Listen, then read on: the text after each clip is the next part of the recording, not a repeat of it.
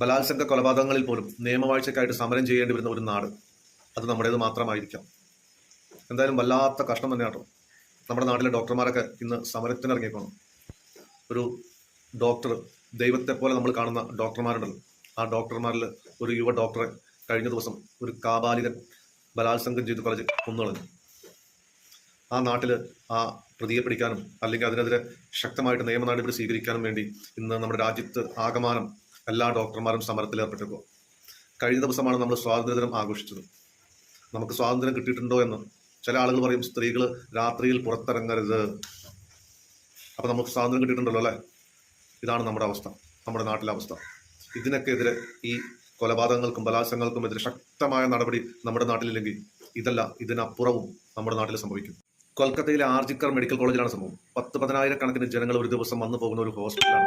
അവിടെയാണ് ഒരു ഡോക്ടർ ക്രൂരമായ ബലാത്സംഗ